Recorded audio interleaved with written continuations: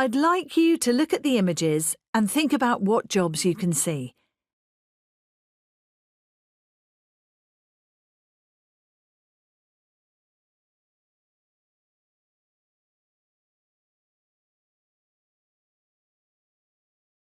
You're almost certainly thinking postman, fireman, policeman. The English language is evolving. Many words and expressions that were in regular use are now no longer acceptable in modern society. They reflect the male-dominated social structures of past eras, and as a result, they discriminate against women. The trend nowadays is towards gender neutrality, that is, to use language which includes everybody. Here are 5 ways in which you can make your language gender neutral. Firstly, it's best to use a neutral word if possible. The suffix man was used to describe many social roles and occupations because they were traditionally performed by men. However, in the 1970s, as women were increasingly taking on more significant social and professional roles, people started to replace chairman with chairperson or chair.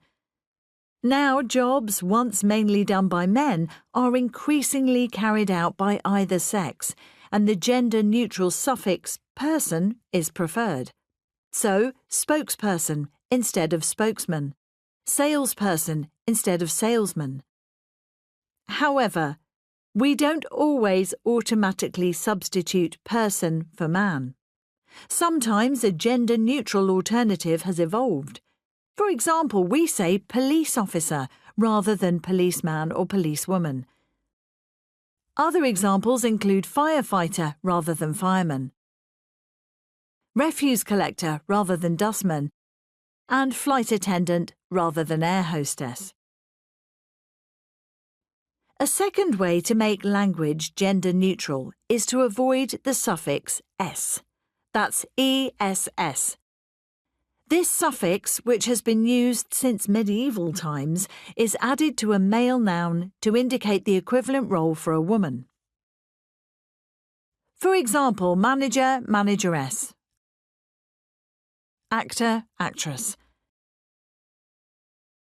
By the end of the 20th century, it was no longer considered relevant to specify whether a job was being done by a man or a woman. The female form was seen as patronising to women and fell out of fashion, and the male form became the standard term. So now, for example, both men and women are managers or actors. Thirdly, don't say man when you mean everybody. This is a less obvious change that it's easy to forget about. In Old English, the word man meant human being. But now, to refer to humanity in general, try to avoid the use of man or mankind. There are a number of gender-neutral alternatives, depending on the context. Talk about the future of the human race, for example, rather than the future of mankind. Instead of describing a manpower shortage, refer to a shortage of staff or workers. Don't ask somebody to man the front desk. It can be staffed or run. The adjective man-made is easily replaced by synthetic or artificial, whilst the opinion of the man in the street is really just the opinion of the average person or ordinary people. Another important thing is to use woman, not girl. An absolute no-no is to use girl to refer to any woman in a particular job or role. This term implies that women are in some way immature, children rather than adults. So, for example, while in the past a man might have referred to the weather girl on morning TV, it is much more appropriate now to describe this person as the woman who presents the weather. Or use the gender-neutral term weather presenter. The final piece of advice is to beware of binomials.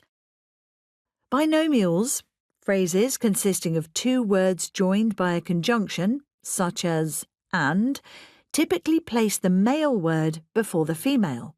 So, men and women. boys and girls, brothers and sisters, and Mr. and Mrs. Just remember, you don't have to put the male word first. Mix it up, girls and boys.